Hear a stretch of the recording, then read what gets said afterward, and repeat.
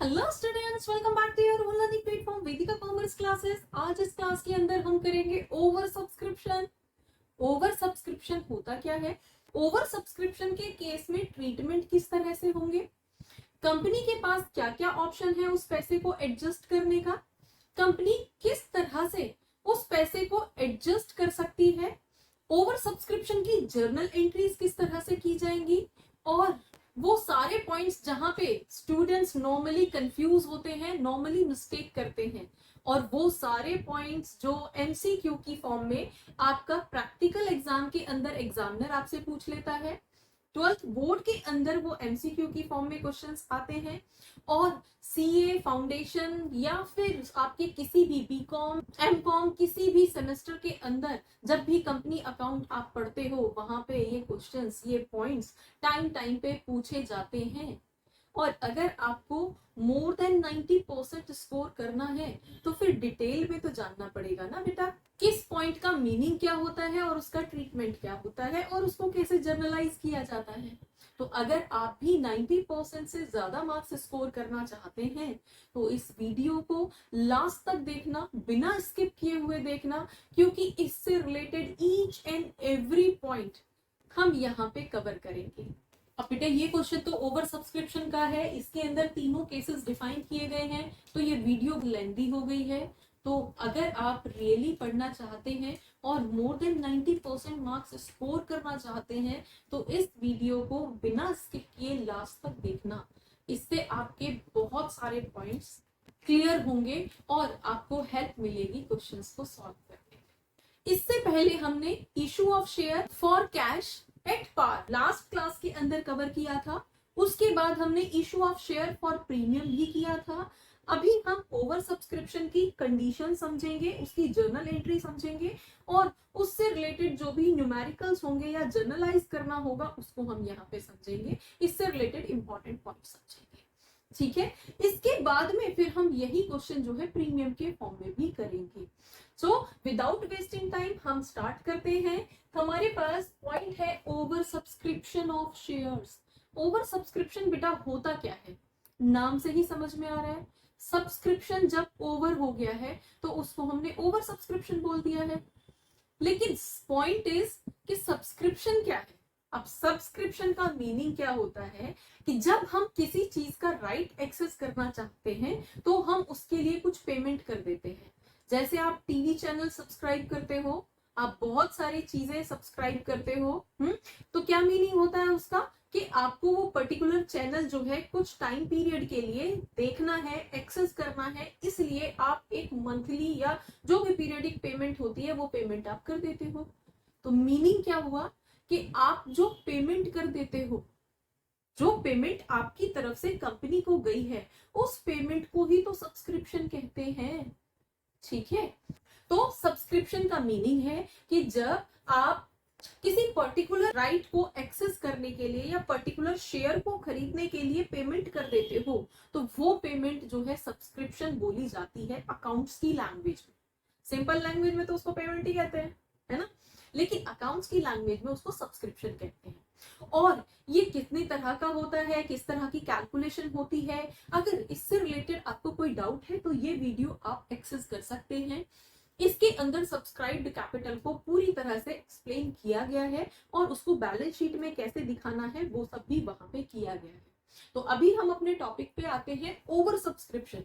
Over subscription बेटा like जो भी पेमेंट हुई है वो कंपनी ने जितनी मंगाई थी उससे ज्यादा हो गई है, उससे ज्यादा पब्लिक ने सब्सक्राइब कर लिया है।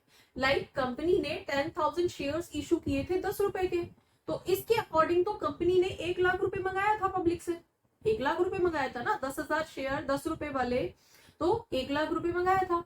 लेकिन पब्लिक ने क्या किया है, वहां पे 15,000 शेयर्स की पेमेंट कर दी है। अब किसी एक ने थोड़े की है, किसी ने 10 खरीदे होंगे, किसी ने 20 खरीदे होंगे, किसी ने 100 शेयर खरीदे होंगे।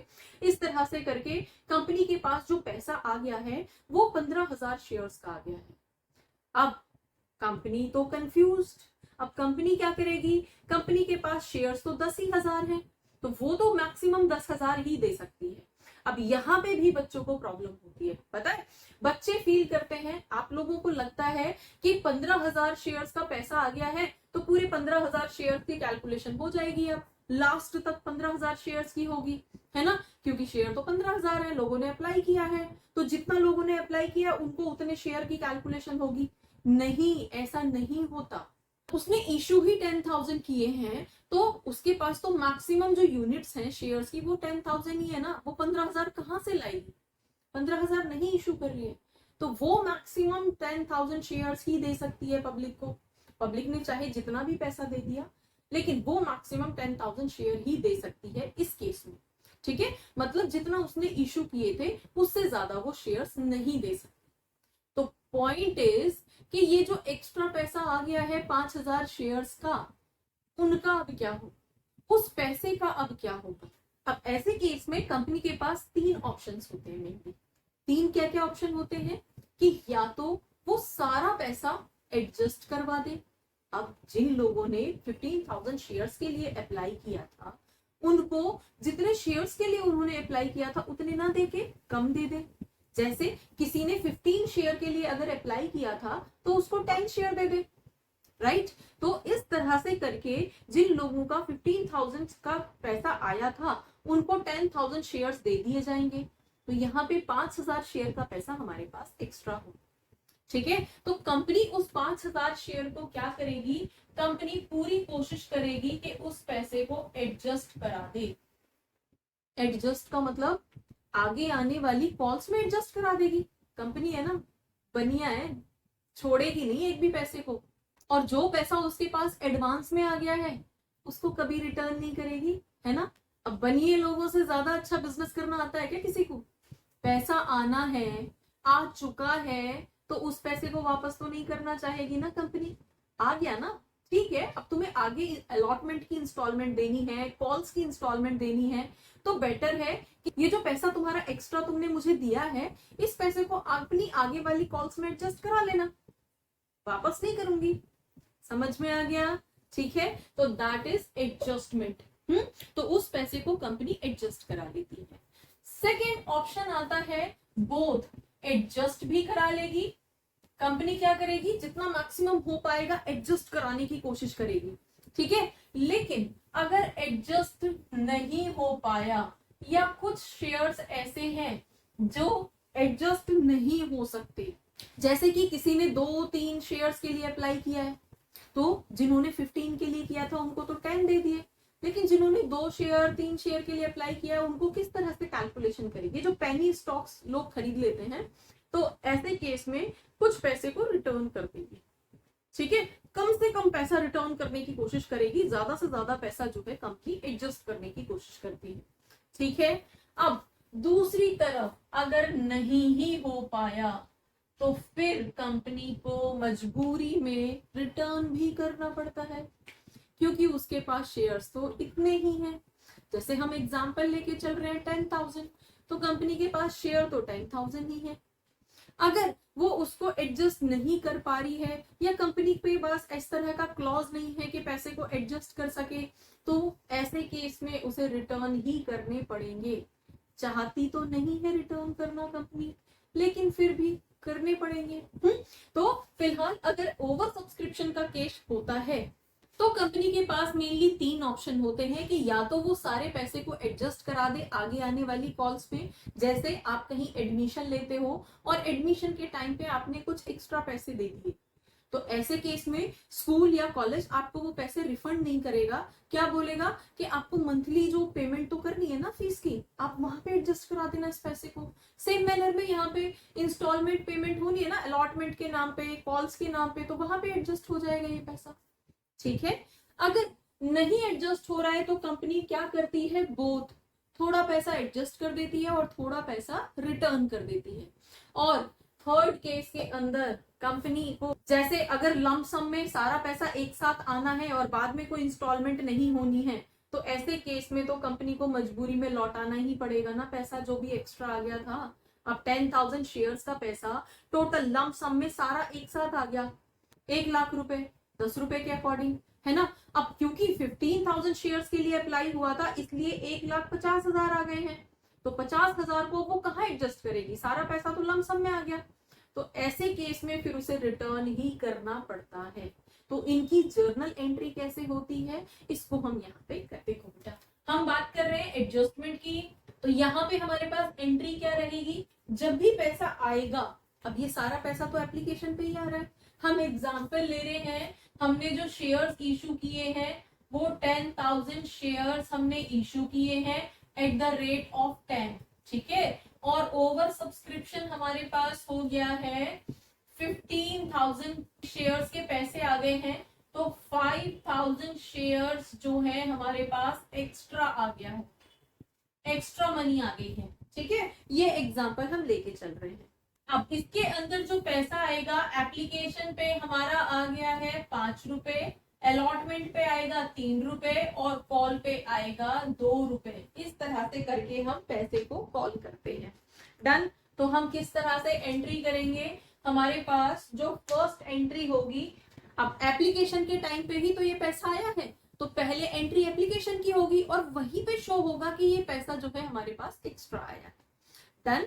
तो हम किस तरह से एंट्री करेंगे, एप्लीकेशन की फर्स्ट एंट्री कैसे होती है, बैंक में पैसा आता है, किसके नाम पे, एप्लीकेशन के नाम पे, है ना। एप्लीकेशन की एंट्री में पहले बैंक की एंट्री होती है, लास्ट क्लासेस के अंदर हमने किया था ना। क्यों होती है, क्योंकि लोग अप्लाई कर रहे हैं, अब शेयर खरीदेंगे तो पहले पैसा देना पड़ेगा। अब पहले पैसा देंगे तो हमारे पास एंट्री क्या हो जाएगी, bank account debit to share application account. अब एप्लीकेशन के नाम पे पैसा आ गया है, नरेशन लिख दोगे, बीइंग एप्लीकेशन मनी रिसीव्ड। अब देखो हमारे पास यहाँ पे 5 रुपीज के अकॉर्डिंग एप्लीकेशन का पैसा आया है, लेकिन कितने शेयर्स का आया है, 15,000 शेयर्स का। हमने तो 10,000 शेयर्स ही इशू किए थे, तो एप्लीकेशन के टाइम पे पैसा कितना आ गया है आपका, यहाँ पे 15,000 शेयर्स का 5 रुपीज के अकॉर्डिंग 75,000 रुपीज आ गया है, ठीक है। 15,000 शेयर्स का 5 रुपीज के अकॉर्डिंग आपके पास सारा पैसा आ गया है। अब आप सारा तो नहीं रख सकते, है ना, कंपनी है, अगर कोई छोटी मोटी कंपनी होती, रजिस्टर्ड कंपनी नहीं होती, तो वो सारा पैसा रख लेती और भाग जाती, लेकिन ये तो ऐसा नहीं कर सकती, है ना, ये तो रजिस्टर्ड कंपनी है, सेबी पकड़ लेगी इसकी गर्दन। तो यहाँ पे है क्या, अब इसको ये पैसा यहाँ से लौटाना पड़ेगा।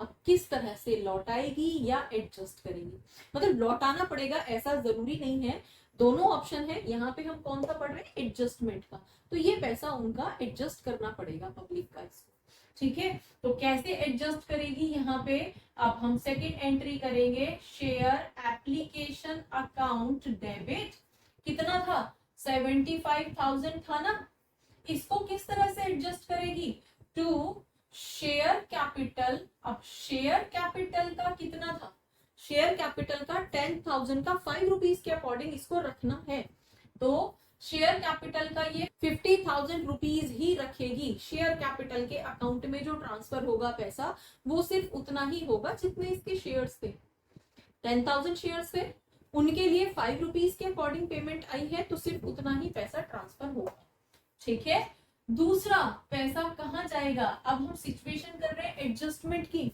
तो दूसरा ये वाला जो पैसा रहेगा वो कहाँ चला जाएगा, इसको हम लिख देंगे शेयर अलॉटमेंट अकाउंट, कितना 25,000 बचा हुआ 25,000 जो है वो इन्होंने शेयर अलॉटमेंट अकाउंट के नाम से एडजस्ट कर दिया, ठीक है। मीन्स अब जो अलॉटमेंट की इंस्टॉलमेंट आएगी वहां पे ये 25,000 एडजस्ट हो जाएगा, ठीक है बेटा। अब देखो यहाँ पे ये तो दो एंट्री हो गई है हमारी एप्लीकेशन की, अब अलॉटमेंट की भी देख लेते हैं, अलॉटमेंट की किस तरह से होगी। हम यहाँ पे अलॉटमेंट की हमारी जो एंट्री रहेगी, एप्लीकेशन की एंट्री थी तो पहले बैंक वाली आई थी एंट्री, है ना, अब यहाँ पे कौन सी आएगी, यहाँ पे पहले शेयर कैपिटल वाली आएगी, क्योंकि हम यहाँ पे पहले ड्यू कर रहे हैं, है ना, ड्यू कर रहे हैं मतलब शेयर तो मिल चुके हैं आपको, अब शेयर मिल चुके हैं तो अब आपको पहले बोला जाएगा कि इस डेट तक पैसे सबमिट कर दो भाई नेक्स्ट इंस्टॉलमेंट के, तो वो यहाँ नेक्स्ट इंस्टॉलमेंट पहले ड्यू की जाएगी। तो उसको हम क्या करेंगे, अलॉटमेंट की फर्स्ट एंट्री हो जाएगी share allotment account debit to share capital account. ठीक है, अब अलॉटमेंट में कितना पैसा ड्यू होना था, 10,000 शेयर्स का, यहाँ पे 3 रुपए के अकॉर्डिंग पैसा आएगा। बच्चे यहाँ पे यूजुअली मिस्टेक करते हैं, बच्चे सोचते हैं पहले 15,000 का आया था तो यहाँ भी 15,000 शेयर का पैसा आएगा अलॉटमेंट का। ऐसा नहीं है, मिस्टेक करते हो आप। यहाँ पे कंपनी के शेयर्स तो 10,000 ही थे, अब 10,000 पे यहाँ पे एक्स्ट्रा आ गया था, ये वाला जो पैसा था ये एक्स्ट्रा था, है ना। 15,000 शेयर इशू नहीं किए थे कंपनी ने 10,000 शेयर ही इशू किए थे।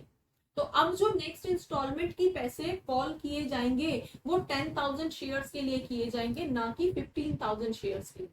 ठीक है, तो यहाँ पे अब जो पैसा हम ड्यू करेंगे वो होगा, मैं यहाँ पे ब्रैकेट के अंदर लिख रही हूँ 10,000 शेयर्स का 3 रुपए के अकॉर्डिंग, ये वाला 3 रुपए, तो यहाँ पे 30,000 रुपीज अलॉटमेंट के टाइम पे ड्यू करेगी कंपनी पब्लिक से। ठीक है बेटा, 10,000 शेयर्स के लिए 3 रुपीज के अकॉर्डिंग 30,000 रुपीज यहाँ पे आएंगे। नरेशन क्या लिखोगे, बी allotment money due for 10,000 shares at the rate of 3, right. अब हम नेक्स्ट एंट्री कर लेते हैं कि हमारे पास बैंक में कितना पैसा आएगा, क्योंकि नेक्स्ट एंट्री तो बैंक की होगी। तो क्या हो जाएगा, bank account debit to share allotment account. और एक और चीज बेटा, मैं यहाँ पे शॉर्ट में लिख रही हूँ, आपको शॉर्ट में नहीं लिखना है, आपको पूरा लिखना है। ठीक है, तो अलॉटमेंट के नाम पे कंपनी ने कितने पैसे ड्यू किए थे, 30,000, लेकिन बैंक में पैसे आएंगे कितने, यहाँ पे 25,000 तो पहले से ही एक्स्ट्रा रखे हैं। डन, तो अभी कितने आने हैं, अभी तो सिर्फ 5,000 ही आने हैं। तो हम यहाँ पे 5,000 रुपीज की एंट्री शो करेंगे, ना कि 30,000 की। ठीक है, क्यों आएंगे, हमने ड्यू तो 30,000 किए थे, हमने अपनी बुक्स में दिखाया था कि अकाउंट्स के 30,000 रुपीज बनते हैं, लेकिन वहां से 25 तो ऑलरेडी आ चुके हैं ना, 25 तो एडवांस में ही आ चुके हैं, तो अब वो तो नहीं आएंगे ना दोबारा, तो बचे हुए पैसे अब यहाँ पे आ जाएंगे बैंक में। तो एंट्री क्या हो जाएगी यहाँ पे, bank account debit to share allotment account. ठीक है, अब ये जितना पैसा था ये हो गया सेटल, क्लियर। अब कॉल की एंट्री होगी तो कैसे होगी, वही नॉर्मल कॉल करेंगे हम 2 रुपए के अकॉर्डिंग, तो पहले हम ड्यू करेंगे share call to share capital और फिर bank to share call account, हो जाएगी, नॉर्मल एंट्री होनी है। ठीक है, तो वो आप लोग कर लेना। डन, तो अभी हम आ जाते हैं दूसरे ऑप्शन पे, क्योंकि अगर हम इसको लॉन्ग उसमें करते जाएंगे तो हमारी वीडियो बहुत लेंथी हो जाएगी। और ये सिंपल एंट्रीज किस तरह से करते हैं वो तो हमने लास्ट वीडियोस के अंदर भी कर रखा है और आपको आती होंगी। ठीक है, तो हम दूसरे ऑप्शन पे आ जाते हैं। मेनली हम पहले कर लेते हैं कि अगर कंपनी को ये पैसा रिटर्न करना पड़ता है, अगर इन केस कंपनी चाहती नहीं है रिटर्न करना, पैसा आ चुका है तो आन दे, राइट, लेकिन नहीं, कंपनी यहाँ पे कुछ केसेस के अंदर पैसा रिटर्न करना पड़ता है। तो ऐसे केस में कंपनी किस तरह से एंट्री करेगी बेटा, देखो फर्स्ट एंट्री तो सेम ही रहेगी कि बैंक में 75,000 आया है। ये जो एप्लीकेशन की फर्स्ट एंट्री थी वो तो सेम ही रहेगी, क्या, bank account debit to share application account, right. और एप्लीकेशन के नाम पे 75,000 रुपीज आया है, कहां से आया है, कैसे आया है, ये आपको पता है, 15,000 शेयर्स का पैसा आ गया है 5 रुपए के अकॉर्डिंग, है ना। नरेशन आप कंप्लीट कर लेना। बी application money receipt for 15,000 shares. ठीक है, देन अब मेन एंट्री हमारी यहाँ पे आएगी। सेकेंड एंट्री में हम यहाँ पे एडजस्ट करेंगे कि ये जो शेयर एप्लीकेशन का पैसा था, क्या था, share application account debit to share capital account. अब एप्लीकेशन का पैसा आया तो था 75,000, लेकिन शेयर कैपिटल में ट्रांसफर कितना करना है, 10,000 शेयर्स का ही तो करना है, तो 50,000 रुपीज ही हम शेयर कैपिटल में भेजेंगे। तो बाकी का जो एक्स्ट्रा पैसा है वो डिपेंड करेगा कि कंपनी रिटर्न कर रही है ना, तो यहाँ पे एक एंट्री आ जाएगी क्या, टू बैंक अकाउंट 25,000 को बैंक अकाउंट से वापस कर दिया। जिन लोगों ने अप्लाई किया था इन 5,000 शेयर्स का पैसा, और कंपनी अडॉप्ट कर रही है कौन सी पॉलिसी, रिटर्न करने वाली। तो ऐसे केस में कंपनी टू बैंक करके उस पैसे को लौटा देगी। समझ आया बेटा? ठीक है, यहाँ पे क्या किया था, यहाँ पे ये पैसा एडजस्ट हो रहा था अलॉटमेंट के लिए कि इस पैसे को अलॉटमेंट में एडजस्ट कर देंगे। तो एंट्री क्या थी, share application account debit 75,000 to share capital account 50,000 और टू अलॉटमेंट अकाउंट 25,000। इसका मतलब है कि ये जो एक्स्ट्रा पैसा आया है वो अलॉटमेंट पे एडजस्ट हो जाएगा। और यहाँ पे इस एंट्री का मीनिंग क्या है कि ये पैसा अभी इसी स्टेज पे एप्लीकेशन के टाइम पे ही हम इस पैसे को रिटर्न कर रहे हैं, लौटा रहे हैं इस 25,000 को। ठीक है, तो इसके बाद अब अलॉटमेंट की एंट्री पे क्या फर्क पड़ेगा, अलॉटमेंट की एंट्री पे कोई फर्क नहीं पड़ेगा। अलॉटमेंट की सिंपल एंट्री होगी, जितना पैसा आना है वो पूरा का पूरा आएगा। जैसे यहाँ पे तो खाली 5,000 आया था, लेकिन यहाँ पे अब क्या होगा, यहाँ पे 10,000 शेयर्स का 3 रुपए के अकॉर्डिंग पूरा पैसा आएगा। तो पहले हम ड्यू कर देंगे, क्या कह के, share allotment account debit to share capital account.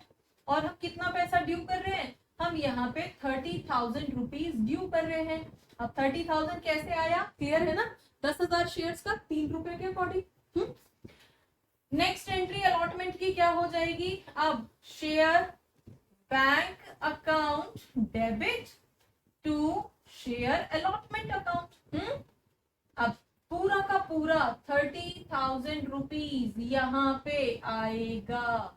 Clear हो गया, क्योंकि पहला एक भी पैसा हमारे पास नहीं है, जितना भी एक्स्ट्रा था वो सब हमने रिफंड कर दिया था, टू बैंक करके रिफंड कर दिया था।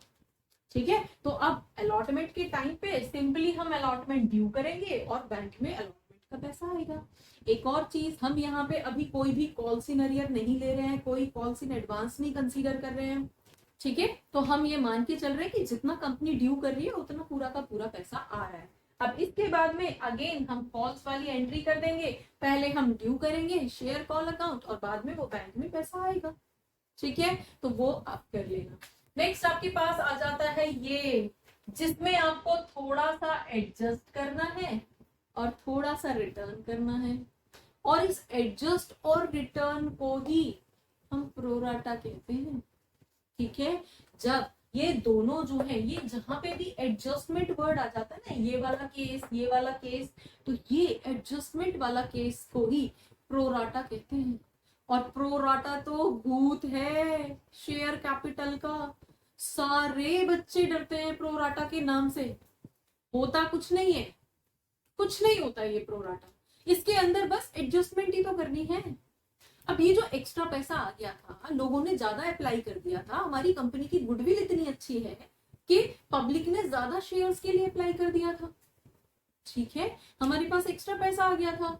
अब कंपनी किसी को नाराज नहीं करना चाहती है, इसलिए उसने सबको दे दिया। जिसने 15 शेयर्स के लिए अप्लाई किया था उसको 10 शेयर्स दे दिए। अलग अलग कैटेगरी बना दिए, बस इसी को तो प्रोराटा कहते हैं। उनका कितना पैसा हमारे पास एक्स्ट्रा आएगा और फिर उस पैसे को हम एडजस्ट कर देंगे। अगर आपको भी प्रोराटा में प्रॉब्लम फील होती है तो हमारी क्लासेस को, इस प्लेलिस्ट को कंप्लीट कर लेना एक बार। लाइफ में कभी शेयर कैपिटल से डर नहीं लगेगा। सारे टॉपिक, सारे पॉइंट्स हम यहाँ पे क्लियर करते हैं बेटा। ठीक है, तो अब अगेन हम आ जाते हैं अपने एडजस्टमेंट और रिटर्न वाले पॉइंट पे। अब यहाँ पे अगेन फर्स्ट एंट्री तो सेम ही रहेगी, क्या कि बैंक में पैसा आ गया किसका, शेयर एप्लीकेशन का, bank account debit to share application account, कितना 75,000 रुपीज आ गया है। ये तो सेम ही है, सारा खेल तो दूसरी एंट्री का है। है ना, वहीं पे ही शो करना है कि आगे करना क्या है, व्हाट नेक्स्ट। तो यहाँ पे हम एग्जाम्पल ले लेते हैं, हम यहाँ पे क्लासिफाई कर लेते हैं कि कंपनी जो है वो 1000 शेयर्स का पैसा रिटर्न कर रही है और बाकी 4000 शेयर्स का पैसा जो है वो एडजस्ट कर देगी आगे आने वाली इंस्टॉलमेंट पे। समझ आया बेटा? अब हम कौन सा केस ले रहे हैं कि कंपनी थोड़ा पैसा एडजस्ट कर रही है और थोड़ा पैसा रिटर्न कर रही है, मतलब दोनों ऑप्शन एक साथ कर रही है। ठीक है, तो ऐसे केस में हमने एग्जांपल लिया है कि 1000 शेयर्स का पैसा तो रिटर्न कर देगी और 4000 शेयर्स का पैसा जो है वो आगे आने वाली इंस्टॉलमेंट पे मतलब कि अलॉटमेंट पे एडजस्ट कर देगी। क्लियर हो गया? ठीक है, अब इसको जनरलाइज कैसे करेंगे कि हमारे पास शेयर एप्लीकेशन अकाउंट का 75,000 रुपीज आया था, share application account debit 75,000 to, अब हम करेंगे क्या, शेयर कैपिटल के तो सिर्फ 50,000 ही रखेंगे क्योंकि 10,000 शेयर्स ही इशू कर रहे हैं तो उसका 5 रुपए के अकॉर्डिंग 50,000 ही रखना है। देन बाकी की एंट्री क्या रहेगी, क्योंकि 4000 शेयर्स का पैसा एडजस्ट होना है आगे, ये देखो। ठीक है, तो 4000 शेयर्स के लिए अब एडजस्टमेंट के लिए तो यही वाली एंट्री यहाँ पे रिपीट हो जाएगी, कितना, टू शेयर अलॉटमेंट अकाउंट, कितना, 4000 शेयर्स 5 रुपए के हिसाब से, इसका मतलब 20,000 रुपए आगे आने वाली इंस्टॉलमेंट पे एडजस्ट हो जाएगा।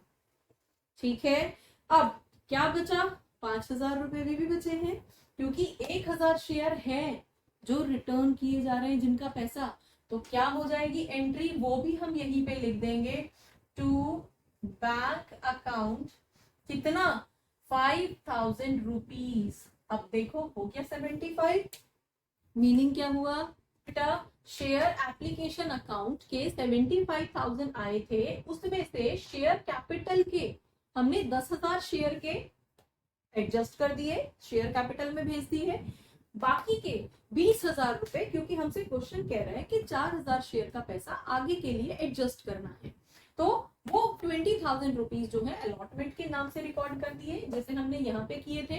ठीक है, क्योंकि ये प्रॉपर्टी इसकी है और ये वाली प्रॉपर्टी इसकी है, डन, क्योंकि यहाँ पे ऑप्शन क्या है, एडजस्ट भी करना है रिटर्न भी करना है, तो दोनों की एंट्री एक साथ, और बाकी के 5,000 रुपए हमने रिटर्न कर दिए 1,000 शेयर्स के। समझ में आया या नहीं? यहाँ पे आप लोगों को बहुत कंफ्यूजन होती है, बहुत सारे बच्चे यहाँ पे कंफ्यूज रहते हैं, तो कंफ्यूज होने की जरूरत नहीं है, ये सिंपल सी एंट्री डालनी है बस। ठीक है, क्लियर? अब देख लेते हैं कि इसके बाद अलॉटमेंट की एंट्री कैसे होगी। एप्लीकेशन की तो दोनों एंट्री हो गई, अब अलॉटमेंट की देख लेते हैं। तो अलॉटमेंट की जो एंट्री होगी वो क्या रहेगी, सबसे पहले हम share allotment account debit to share capital account, कितना पैसा ड्यू करेंगे, ड्यू तो पूरा ही करके दिखाएंगे, है ना, कितना, 10,000 शेयर्स का 3 रुपए के अकॉर्डिंग 30,000 रुपीज हम ड्यू करेंगे। क्लियर है भाई? डन। अब आएगा कितना, यही तो ट्विस्ट है, तो आएगा कितना यहाँ पे, अच्छा आप बताओ, कमेंट करके हमें बताओ कितना पैसा आएगा। Bank account debit to share allotment account. ठीक है, अब शेयर अलॉटमेंट का 30,000 आना था, लेकिन अब कितना आएगा यहाँ पे, क्योंकि 20,000 तो यहाँ एडजस्ट हो चुके थे, मतलब कि 20,000 तो एडवांस में आ चुके थे, है ना, तो वही एडवांस अब यहाँ पे एडजस्ट हो जाएगा और 30 में से अब कितने और पैसे आने हैं, अब यहाँ पे सिर्फ 10,000 रुपए आएंगे बैंक के अंदर अलॉटमेंट के टाइम पे। क्लियर हो गया? समझ में आ गया? यहाँ पे क्या था, 20,000 रुपए हमने इंस्टॉलमेंट पे एडजस्ट करने के लिए रख लिए और 5,000 रुपए हमने रिटर्न, तो उसके बाद में इस तरह की एंट्री हमारे पास हुई। हम ड्यू करेंगे पूरा 30,000, लेकिन आएगा अब हमारे पास 30,000 में से 20,000 जो एडवांस आ गए थे वो दोबारा नहीं आएंगे, बचे हुए 10,000 अब आ जाएंगे। ठीक है, तो होपफुली तीनों केसेस तुम्हारी समझ में आ गए होंगे। कंपनी के पास जब ओवर सब्सक्रिप्शन हो जाता है या ओवर सब्सक्रिप्शन का पैसा आ जाता है, तो ऐसे केस में जो भी एक्स्ट्रा पैसा आ रहा है उसको एडजस्ट करने के लिए कंपनी के पास 3 ऑप्शन होते हैं। क्या क्या होते हैं? या तो वो सारा एक्स्ट्रा पैसा लौटा दे, तो इस तरह से एंट्री होंगी, ठीक है, या वो सारा का सारा पैसा एडजस्ट कर दे नेक्स्ट इंस्टॉलमेंट के लिए, तो एंट्री इस तरह से रहेंगी। और या फिर वो दोनों ही थोड़ा थोड़ा कर ले, थोड़ा एडजस्ट कर ले और थोड़ा पैसा लौटा दे, तो ऐसे केस में जो एंट्री होगी वो इस तरह से होगी। ठीक है बेटा, अब नेक्स्ट पॉइंट हमारे पास आता है कि ओवर सब्सक्रिप्शन तो हो गया, ये अलॉटमेंट की एंट्रीज भी हमने समझ ली, लेकिन ये अलॉटमेंट का एडजस्टमेंट कब तक होना है? सपोज हमारे पास यहाँ पे 20,000 एक्स्ट्रा आया था और 20,000 हमने यहाँ पे एडजस्ट कर दिया, लेकिन अगर यहाँ पे सपोज इतना एक्स्ट्रा पैसा आ गया होता जो यहाँ भी एडजस्ट कर देते और बाद में रिटर्न भी कर देते और फिर भी हमारे पास बच जाता, तो उसका क्या करना है?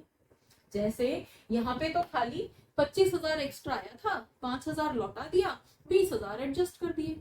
लेकिन सपोज एक बार सोच के देखो, अगर यहाँ पे हमारे पास 50,000 एक्स्ट्रा आ गया होता, 50,000 एक्स्ट्रा, समझ रहे हो ना? ठीक है, 50,000 तो एप्लीकेशन के थे और 50,000 एक्स्ट्रा आ गया होता, मतलब 75,000 की जगह 1 लाख रुपए अगर हमारे पास आ गए होते, मतलब कंपनी के पास आ गए होते, ठीक है, तो 50,000 तो एप्लीकेशन पे सेटल हो गए, लेकिन बचे हुए 50,000 का कंपनी क्या करती? 30,000 अलॉटमेंट पे सेटल हो जाते, फिर भी तो हमारे पास 20,000 बच जाते ना, तो वो 20,000 कॉल पे एडजस्ट होंगे या नहीं होंगे, ये आपका क्वेश्चन बताएगा। वो कैसे पहचानोगे आप? अगर क्वेश्चन आपसे कुछ भी नहीं बोलता है या क्वेश्चन साइलेंट होता है कि ये जो एक्स्ट्रा पैसा आ गया था इसको कहां तक एडजस्ट करना है, इसको सिर्फ अलॉटमेंट तक एडजस्ट करना है या लास्ट कॉल तक लेके जाना है, जब तक एडजस्ट होता रहे तब तक एडजस्ट करते रहो, ऐसा कुछ करना है।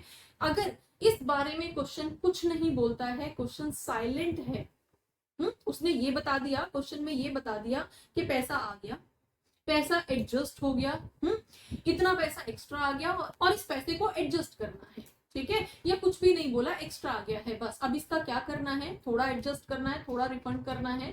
अब यहाँ पे एडजस्ट करने के बाद इसके बाद क्वेश्चन ने कुछ नहीं बोला कि अगर इसके बाद भी पैसा बच जाए तो क्या करना है।